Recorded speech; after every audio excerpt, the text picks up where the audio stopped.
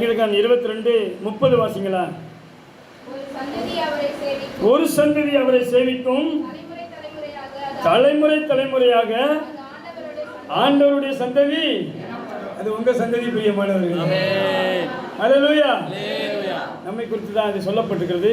ஆனால் அந்த சங்கீதம் முழுவதும் இயேசுவானவரை குறித்து தீர்க்கதரிசனமாய் தாவீது சொல்லியிருப்பார். இப்போ சங்கீதம் 22:4-5 வாசிங்களா. எங்கள் பிதாக்கள் உம்மிடத்தில் நம்பிக்கை வைத்தார்கள், நம்பின அவர்களை நீர் விடுவித்தீர், உம்மை நோக்கி கூப்பிட்டு தப்பினார்கள், உம்மை நம்பி. 2 முறை சொல்லப்பட்டிருக்கு, 2, 4, 5லையுமே நம்பிக்கை வைத்தார்கள், நம்பின அவர்களை. ஆமாம், நம்பிக்கை குறித்து அதில் ரொம்ப பிரத்யேகமாக சொல்லப்பட்டிருக்கு. அடுத்த பகுதியில் சொல்கிறாரு, உம்மை நம்பி வெட்கப்பட்டு. நம்பினா தான் கூப்பிட முடியும்.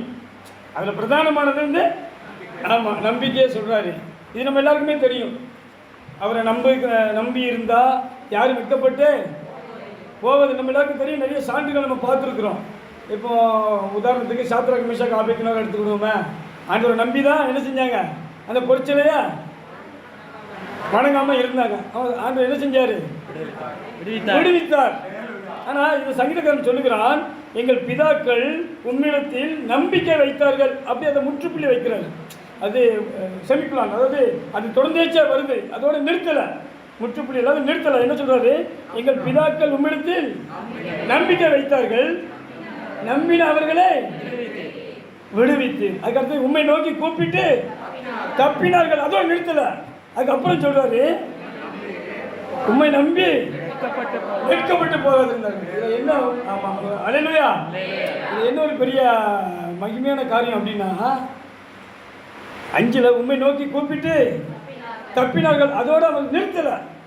சாத்ராக் மேஷாக் ஆபேத்நேகோ அவரை நோக்கி கூப்பிட்டு அல்லது நம்பி தப்பினார்கள். ஆனால் அதுக்கப்புறம் ஆண்டவர் சொல்றாரு, அவர்கள் வெட்கப்பட்டு போகவில்லை.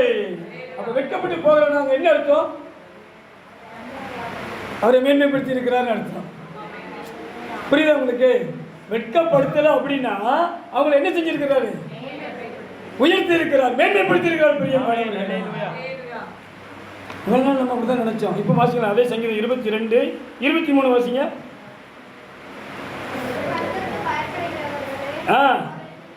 கர்த்தருக்கு பயப்படுகிறவர்களே அவரை துதியுங்கள். அதுக்கப்புறம் யாக்கோபின் சந்ததியரை போட்டு உங்க பேரை போட்டுக்கோங்க. ஆனால் அதுக்கு முன்னால் ஒரு காரியம் உண்டு. கர்த்தருக்கு பயப்படுகிற யாக்கோபின், புரியுதா புரியலையா, உங்க பேரை போட்டுக்கோங்க. கர்த்தருக்கு பயப்படுகிற யாக்கோபின் சந்ததியாரே அவரை கனம் பண்ணுங்கள். நீங்கள் எல்லாரும் அவரை கனம் பண்ணுங்கள். இஸ்ரவேலின் வம்சத்தாரின் போட்டுக்கல. அதுக்கு முன்னால் என்ன போடணும்னா, கர்த்தருக்கு பயப்படுகிறார். ஏன் பயபக்தியா இருக்கணுமா, அதுக்கு அர்த்த பகுதி சொல்லுது. உபத்திரப்படுவருடைய உபத்திரவத்தை அவர் என்ன செய்ய மாட்டாரா. ஆகையினால நீங்க சொல்லுங்க, சந்தோஷப்படுங்க, அவரை கனப்படுத்துங்க. அவர் உதவி செய்வார், அவர் உங்களுக்கு ஆறுதல் செய்வார், அவர் உங்களை வெட்கப்படுத்த மாட்டார், மாறாக உங்களை அவர் மேன்மைப்படுத்துவார். வெட்கப்படுத்தாதிருக்கிறது என்பது ஒரு பகுதினா, அந்த இடத்துல என்னை மேன்மைப்படுத்துவது இன்னொரு பகுதி. அது ஆண்டவர் செய்வார். அதை எப்படி நம்ம செய்வாரா, வாசிங்க. ஏசாயா 61:9 வாசிங்க.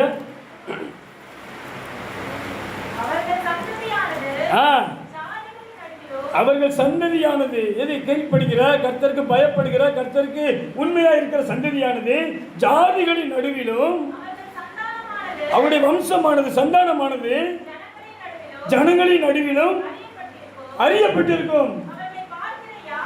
அவர்களை பார்க்கிற யாவரும் என்ன புரியுது உங்களுக்கு? நம்மளை பார்க்கிற ஒவ்வொருவரும் ஒரு காரியத்தை அறிஞ்சுக்கிடுவாங்களா? என்ன காரியத்தை அறிஞ்சுக்கிடுவாங்களா? சத்தமா சொல்லுங்களா. கர்த்தரால் ஆசீர்வதிக்கப்பட்டவர்கள் நீங்க என்பதை யார் அறிந்து கொள்வா? உங்களை பார்க்கிற அவ்வளவரும். யாரெல்லாம் பார்ப்பா தெரியுமா? நம்மளை புரண்டி பேசினவன் பார்ப்பான், நமக்கு எதிராக செய்தவன் பார்ப்பான், நம்ம கூட இருந்துட்டு ஆமாம், நமக்கு விரோதமாக செயல்பட்ட ஒவ்வொருவரும் பார்ப்பாங்க. உண்மையிலேயே நம்ம கூட ஆண்டவர் இருக்கார் சொன்னவனும் பார்ப்பாங்க.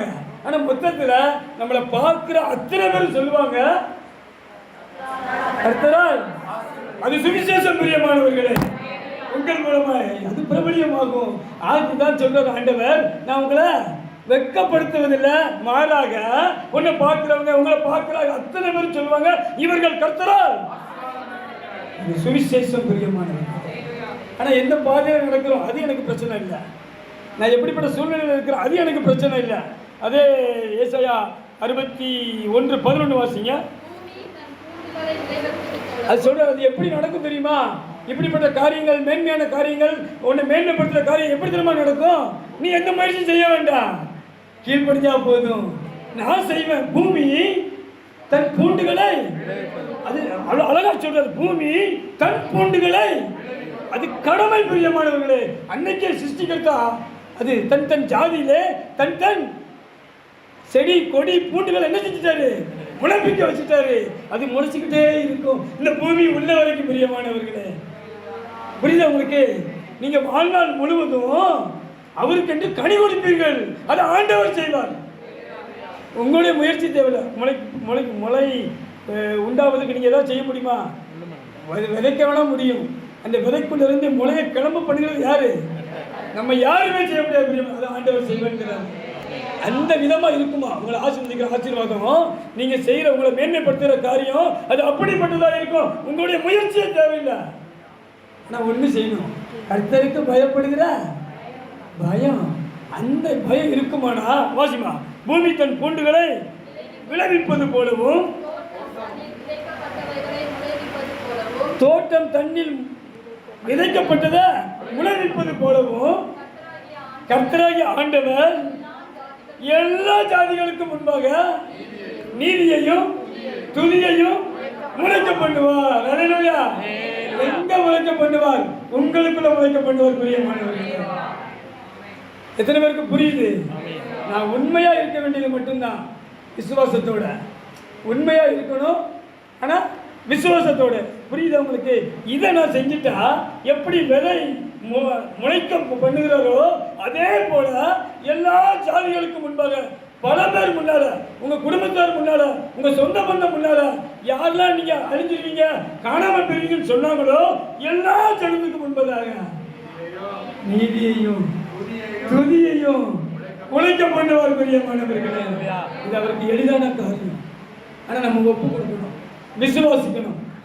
தானியேல் விசுவாசித்தானா இல்லையா? அதே போலதான் போனா, பலகணிகளை திறந்தா, ஜன்னலை திறந்து விட்டா, எப்பொழுதும் போல ஜெபம் பண்ணா. உன தூக்கி எதை போட்டாங்க? ஆனா அந்த வீட்டை போய் நீங்க வாசித்து பாருங்க, தரியராஜனுடைய காலத்துல அவனுடைய காரியம் ஜெயமா இருந்துதான். பிரியமானவர்களே, அதே போலதான் சாத்ராக் மேஷாக் ஆபேத்நேகோ, அதே போலதான் யோசேப்பு, அதே போலதான் ஈசாக்கு வந்து சொல்லுவான், அபிமெலேக்கு உன்னோட கர்த்தர் இருக்கிறார் வந்து சொன்னாங்க. உங்களையும் பார்த்து சொல்லுவாங்க. ஒருவேளை சொல்லாம வேணா இருக்கலாம், வசனம் சொல்லுது, என்ன செஞ்சிருவாங்களா? புரியுது? வாசிங்க 9 வாசிங்க, 61:9.